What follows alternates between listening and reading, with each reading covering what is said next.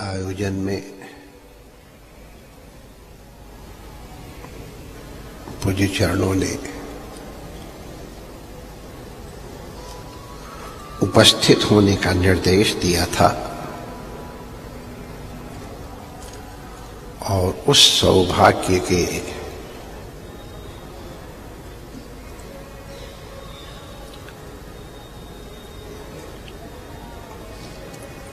महाराज जी की कृपा के अप्रतिम प्रेम के परिचायक के रूप में हम यहाँ उपस्थित हैं। अभी मंगलामुख में भगवान का जो श्री ब्रह्मा जी के प्रति उपदेश है और ब्रह्मा जी का जो चतुश्लोकी है उसका हम लोगों ने श्रवण किया। संपूर्ण भागवत में यही निरूपित है। सच्चिदानंद रूपाय विश्वोत्पत्त्यादि हेतवे तापत्रय विनाशाय श्री कृष्णाय वयं नमः।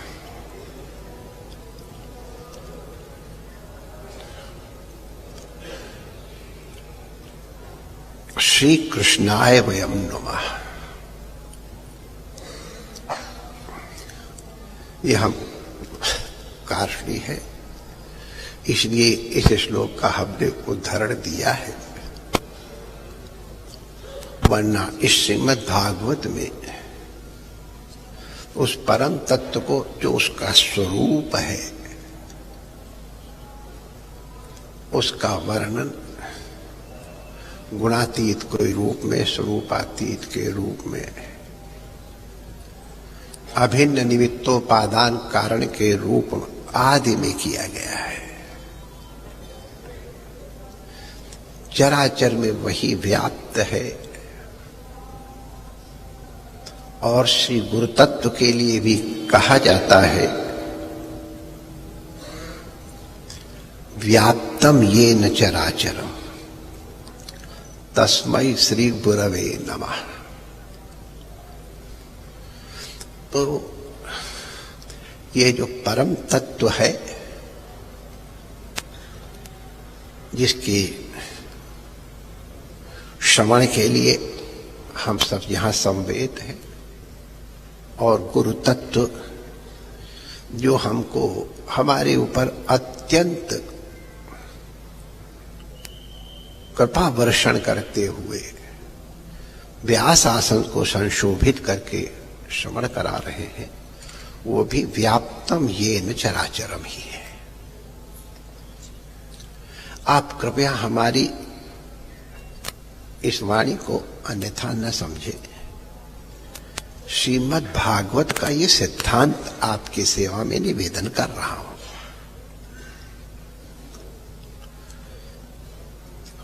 वक्ता में और वक्तव्य में अथवा श्रीमद् भागवत में या भागवत के मूल तत्व श्री कृष्ण में अभेद है।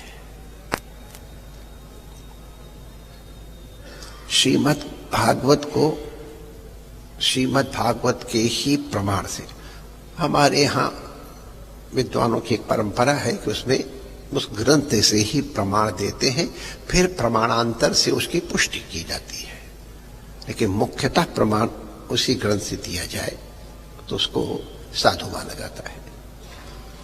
तो श्रीमद् भागवत को श्रीमद् भागवत में ही ज्ञान प्रदीप पुरा,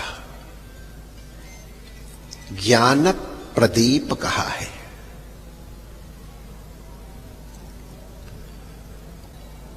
अब ज्ञान, अच्छा, इसी प्रकार जब पूरी भागवत का श्रवण हो जाता है तब श्री कृष्ण के लिए भी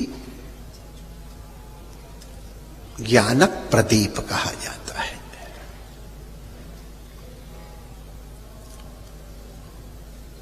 इसके वक्ता श्री सुखदेव जी जब पधारे हैं भगवान के जितने लक्षण गिनाए जाते हैं लगभग 16, वही उतने ही लक्षण श्री सुखदेव जी के भी गिनाए गए। और उसमें श्री सुखदेव जी को ज्ञान प्रदीप कहा है। तो तीनों ही ज्ञान प्रदीप हैं। इसका आशय क्या है? श्रीमद् भागवत ज्ञान प्रदीप है क्योंकि भगवान ने स्वयं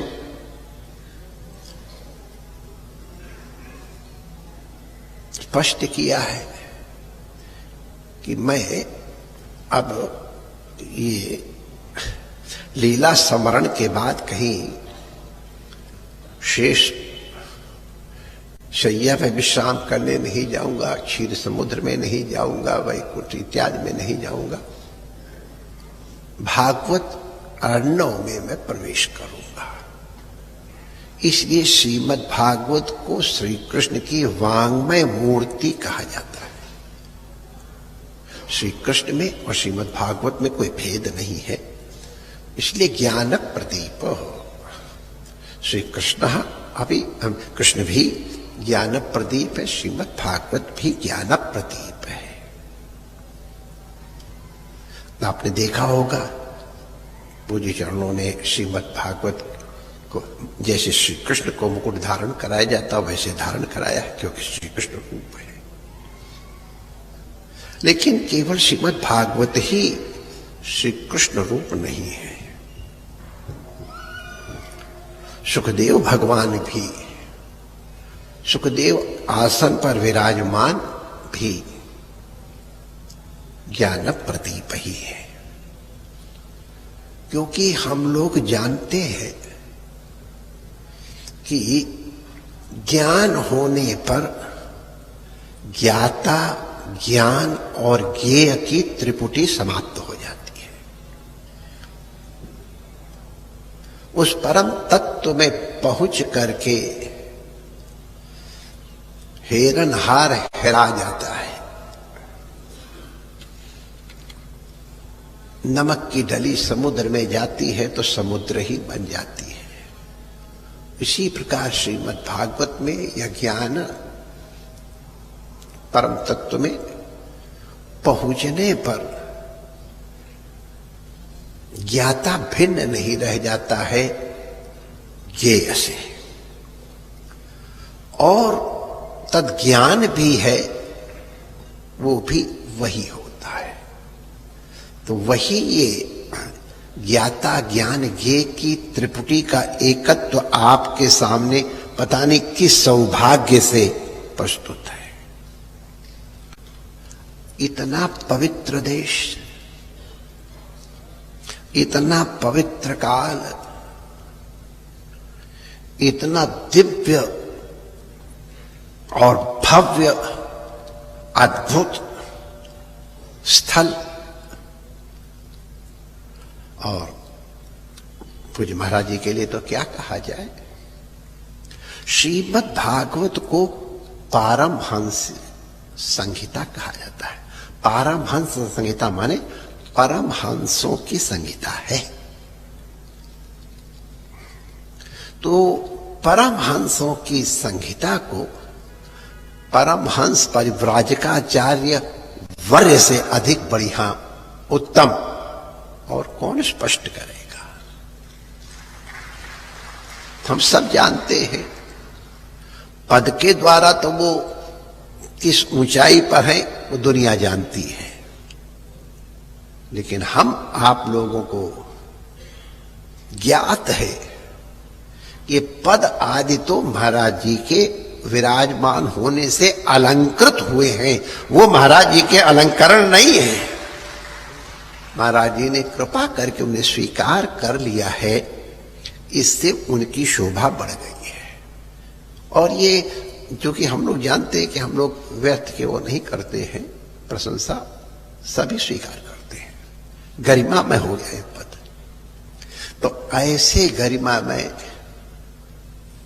परमहंस परिव्राजकाचार्य वर्य पूज्य महाराज जी के श्रीमुख से और इस पारमहंसीय संहिता का आप लोग श्रवण करेंगे। हम इसके विषय में कोई बहुत अधिक वर्णन नहीं करना चाहते हैं। थोड़ा हम अपने सब के लिए, हम लोग एक ही बिरादरी के हैं, थोड़ा हमको यहां बैठा दिया गया है उस नाटक करने के लिए, वरना हम भी जब श्रवण करते हैं या जब श्रवण करने आएंगे, भगवान बुलाएंगे तो आपके साथ ही बैठेंगे आके। तो आप लोगों को या हम अपने आप को, ज्यादा ठीक है, मैं अपने आप को सचेत करने के लिए और एक घटना का श्रीमद् भागवत की उल्लेख करूंगा, भागवत के ही प्रमाण से, कि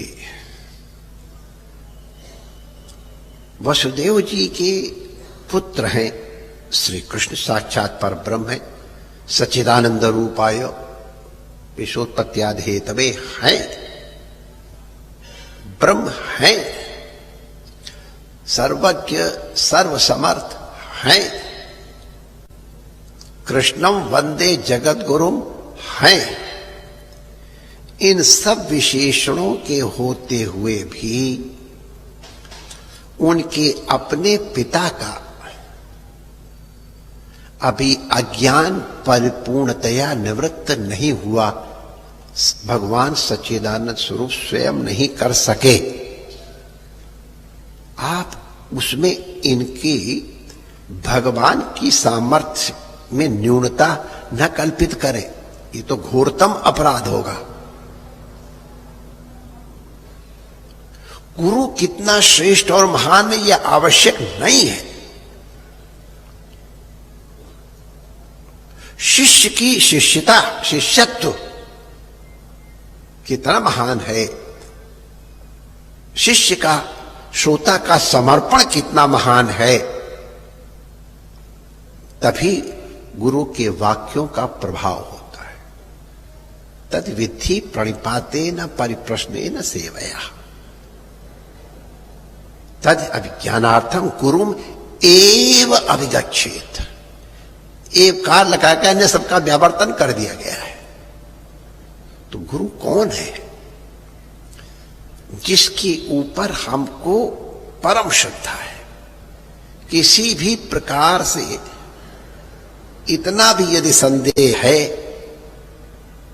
तो परिपूर्ण फल की प्राप्ति नहीं होती है।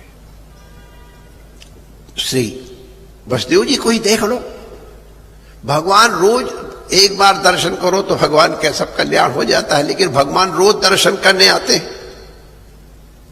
माता पिता को नित्य प्रणाम करते ही थे, लेकिन श्री वसुदेव जी का ज्ञान निवृत्त नहीं हुआ।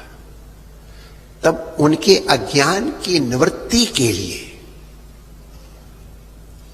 भगवान ने अपने प्रशिष्य, हम लोग अंग्रेजी में कहें तो ग्रैंड चाइल्ड, नारद जी दोनों तरह से भगवान के पौत्र हैं। विद्या संतत्या च, भगवान से ब्रह्मा और ब्रह्मा की मानसी संतति नारद, इस तरह से भी।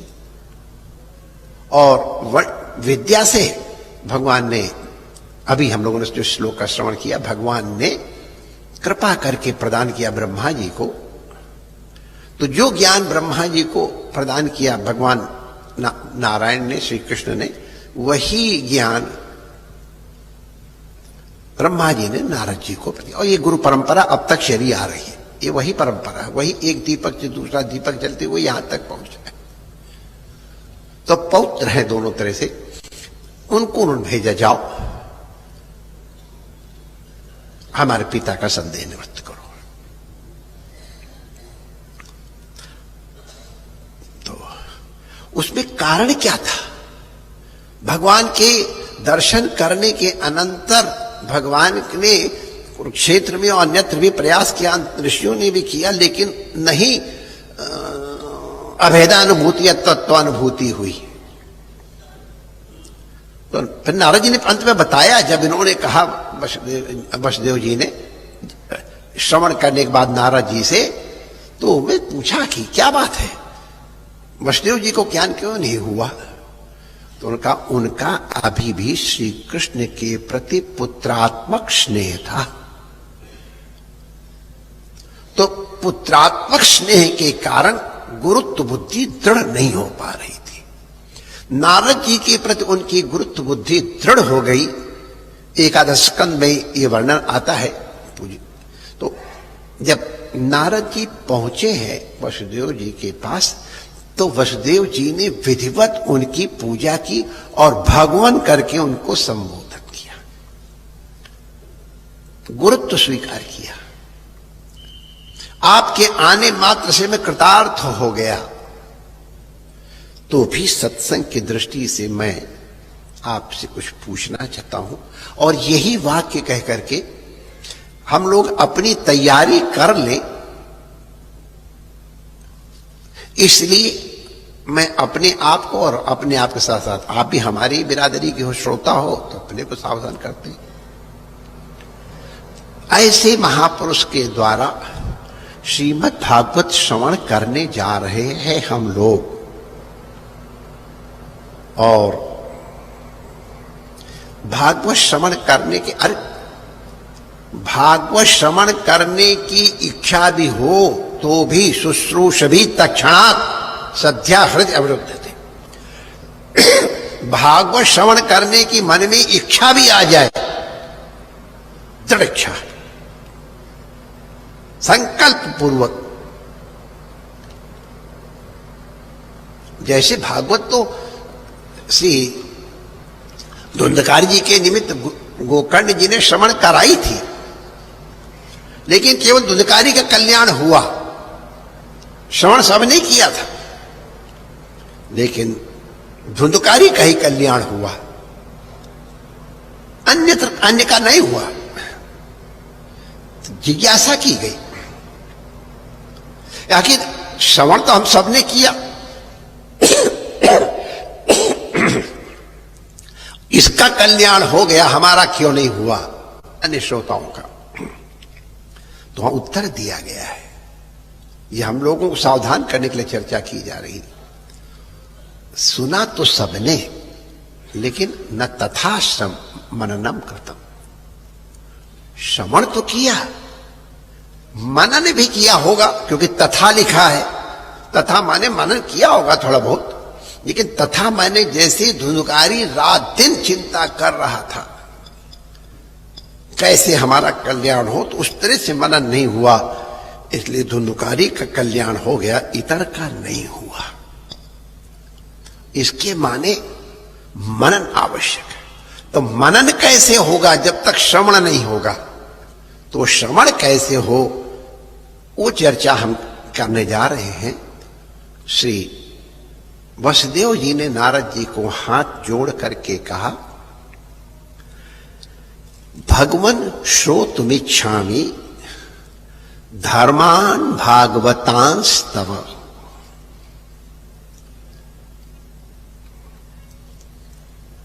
भगवान सब बहुत व्याख्येय है, और ये कोई अवसर भी नहीं। हम लोग तो सुनने के लिए महाराज जी को बैठे, हम तो वैसे ही पहले वो जैसे जब नाटक से तो पहले डुगडुगी बजाई जाती है ना मदारी के, तो डुगडुगी बज रही है श्रोत। तो इसलिए भगवान की व्याख्या हम नहीं कर रहे हैं, लेकिन माने आप साक्षात परब्रह्म परमात्मा हैं ये सोचते हुए आपसे मैं भागवत धर्मों का श्रवण करना चाहता हूं। माने भागवत श्रवण करना चाहता हूं, भगवान के रहस्य का श्रवण करना चाहता हूं। भगवान श्रोतम इच्छामि भाग धर्मान। अब धर्मान को विशेषण मान लो, जो भी आप चाहो लगा लो। भागवतान भगवत संबंधी, उनका भी अर्थ आप व्यापक लगा लेना अपनी अपनी इच्छा से। भागवत धर्मों का श्रवण करना चाहता हूं। क्यों श्रवण करना चाहते हो? तो मालूम है, हां मुझे मालूम है। ज्ञान श्रुत्वा मर्त्या सर्वतो भयात मुच्यते। द्वितीयाद वै भयम भवति। जहां द्वितीयत्व है वही भय है। भय की निवृत्ति के लिए आवश्यक है द्वितीयत्व की निवृत्ति हो जाए, माने अभेदानुभूति हो जाए, माने भागवत तत्व हमारे हृदय में स्थित हो जाए, या हम भागवत रूप हो जाए। भागवत श्रवण करने के बाद भागवत हुआ जाता, जैसे दीपक के संपर्क में आने पे अन्य दीपक भी प्रदीप्त हो जाता है, और वही प्रदीप फिर अन्य को भी प्रदीप्त कर सकता है। और वो परंपरा आप अंतिम दिन पूज्य चरणों के श्रीमुख से श्रवण करेंगे कि नारायण से लेकर के ब्रह्मा, नारद और उधर सनकादि, फिर व्यास इत्यादि से लेके, और ये परंपरा वही दीपक है। जो सामर्थ्य उस आदि दीपक नारायण की है, वही दीपक इस प्रदीप की है। हम लोग नारायण, अभी हम लोगों ने गुरु स्तुति की थी, तो उसमें हम लोगों ने सबसे पहले नारायण से ही प्रारंभ है। उधर भी संन्यास परंपरा में भी ज्ञान परंपरा में, तो यां श्रुत्वा सर्वतो भयात् मुच्यते। सुनने मात्र से, श्रवण मात्रेण, कोई अनुष्ठान, कोई प्रयास, अग्नि तापना, पानी में डूबना, ये उल्टा टंगना, ये सब कुछ नहीं। यस्या श्रवण मात्रेण, मात्र शब्द का मतलब इतर साधन की अपेक्षा है ही नहीं, केवल इस श्रवण मात्र से सर्वतो भयात्, जिसका जो जो भय हो, माने जो जो संकल्प हो, नाना प्रकार के संकल्प से ये भागवत सुनी गई। हम लोगों ने देखा है, ब्रह्मा जी का संकल्प दूसरा है, नारद जी का संकल्प दूसरा है, व्यास जी का संकल्प दूसरा है, श्री सुखदेव जी का संकल्प दूसरा है, पूज्य चरणों का संकल्प तो पूज्य चरण ही अनुग्रह करके बताएंगे। तो जिस जिस संकल्प से श्रीमद् भागवत श्रवण या कथन किया जाता है, वो उसी प्रकार का जो भय है, जो उसका प्रतिबंधक है, उसका निवारण कर देता है। तो सुनने मात्र से कल्याण हो जाता है, ऐसा कोई साधन नहीं है। खाली उसमें एक विशेषण लगा दिया गया है, बस वही विशेषण बता करके, और हम लोग सावधान हो जाएं, इसलिए सचेत करने के लिए निवेदन करने के अनंतर पूज्य चरणों से प्रार्थना करूंगा कि प्रणाम करके कि मुझे भी कुछ क्षण बैठ करके श्रवण करने की अनुमति दे दें, तो मैं नीचे आकर के श्रवण करूंगा, जो मर्यादा है। आपने देखा होगा हमारे पूजा का नाटक किया जा रहा था, हमने कहा जब व्यास के आसन के बाद विराजमान हो जाए, किसी की पूजा माने स्वीकार नहीं करनी चाहिए। करने वाले करें, अच्छा है, लेकिन स्वीकार करना, व्यास आसन की गरिमा को न स्वीकार करना है। इसलिए मैंने वो आदरणीय के द्वारा, बहुत अति आदरणीय के द्वारा पूजा दी जा रही थी, नहीं, व्यास आसन के उपस्थित हो। व्यास आसन कितना ऊंचा, आप इसी से सोच लो कि जब हरिद्वार के सब सरोवर में भागवत हो रही तो भगवान भी आए थे, भक्ति भी आई थी, दुनिया भर के दादा गुरु, परदादा गुरु, सारे महापुरुष इकट्ठे थे, लेकिन व्यास आसन पे केवल वही बैठे थे, भगवान नीचे बैठ के सुने थे, भक्ति महारानी नीचे बैठ के सुनी। एक मर्यादा है, और कोई बात नहीं है। व्यास आसन से ऊंचा आसन भगवान का भी नहीं है, ध्यान रखना। गुरु गोविंद दो खड़े काके लागे पांव, हम लोगों ने सुन रखा है। व्यास आसन गुरु आश्रम, व्यास आसन गुरु आसन है, या गुरु आसन व्यास आसन है। सुखदेव जी महाराज स्वयं उच्चारण कर रहे हैं, परमहंस के द्वारा आप श्रवण कर रहे हैं, लेकिन कैसे सुने वो विशेषण आपको बता के मैं अपनी वाणी को विराम दूंगा। श्री वसुदेव जी कहते हैं, यान श्रुत्वा में एक विशेषण लगाया है, श्रद्धया।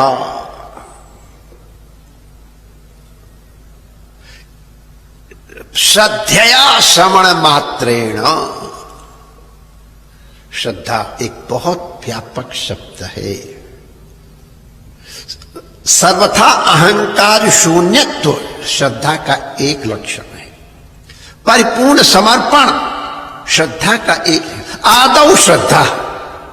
हमारा वेद भगवान कहते हैं सबसे पहली आवश्यक वस्तु है श्रद्धा। श्रद्धा विश्वास रूपिणी।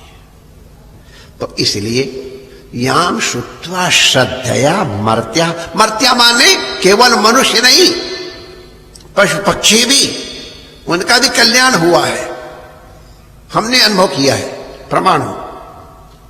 लेकिन श्रद्धया श्रुत्वा, श्रद्धा पूर्वक श्रवण करें तो श्रवण करने मात्र से सब प्रकार के भय से निवृत्ति होती है। ये श्रीमद् भागवत का प्रमाण है, भगवान के बाप के द्वारा कहा गया है। श्री वसुदेव जी ने नारद जी से प्रार्थना की है। तो मेरा इतनी भूमिका बनाने का एकमात्र आशय है, मैंने पहले ही कह दिया है कि देवता लोग जरूर ईर्ष्या कर रहे होंगे कि हम, क्योंकि पहले आए तो थे तो भगा दिया था, तब चलो गेट आउट यहां से, अमृत लेके आए थे, इसको पिला दो अमृत और हमको कथा सुना दो, चलो तुम आज कहे तो खरीदने आए हो, कांच ले करके हमसे मणि खरीदने आओ, चलो भाग जाओ। तो देवताओं को नहीं भागवत सुनने को मिली। अब आप लोग सोचो, आप लोग कितने भाग्यशाली हो जो देवताओं को सुनने को नहीं मिली, आपको सुनने को मिल रही है। और कहां सुन रहे हो? देशे काले च पात्रे च, तीनों प्रकार से ये दिव्यतम। और ऐसा दिव्यतम मैं तो देख के एकदम दंग रह गया भाई। अरे अभी यहां 20 दिन पहले यहां क्या था? चिड़िया को भी बैठने की जगह नहीं थी, और आज ऐसा दिव्य और भव्य। महाराज जी की सामर्थ्य तो खैर सृष्टि कर सकते हैं, तो ये तो एक नाटक है छोटा मोटा, और कोई बात नहीं है। तो ऐसे महापुरुष के द्वारा जो सब विशेषण हमने बताया, तो उन विशेषणों से संयुक्त महापुरुष के श्रीमुख से अत्यंत करुणा करके, और सौभाग्यशाली वो परिवार है जिसको यजमान या मुख्य यजमान, वैसे तो ये सत्र है सबके सब यजमान है, यहां ऐसा कोई नहीं यजमान ना हो। आज तुम्हारा रिप्रेजेंटेटिव बन के एक दंपत्ति आए थे जिनको हम लोग प्रधान यजमान कह देते हैं, थोड़ा आदर देने के लिए कि भाई तुम्हारे कारण हमको भी लाभ मिल रहा है। तो हम उनके भी और उनके परिवार के भी सौभाग्य का वर्णन करते हैं और उनके लिए मंगल कामना करते हैं। और चूंकि आप सब यजमान हो, इसलिए आप सबके लिए भी मंगल कामना करते हैं। और चूंकि हम भी श्रोता में आएंगे, इसलिए अपने भी मंगल कामना करते हुए अत्यंत श्रद्धा पूर्वक श्रवण करके अपना कल्याण करो। सब प्रकार के भय से निवृत्ति पूर्वक परमानंद की उपलब्धि या साक्षात अपरोक्षानुभूति आपको हो, इस मंगल कामना के सहित पूज्य चरणों से अपने वाक्य को विराम देने की अनुमति चाहता हूं।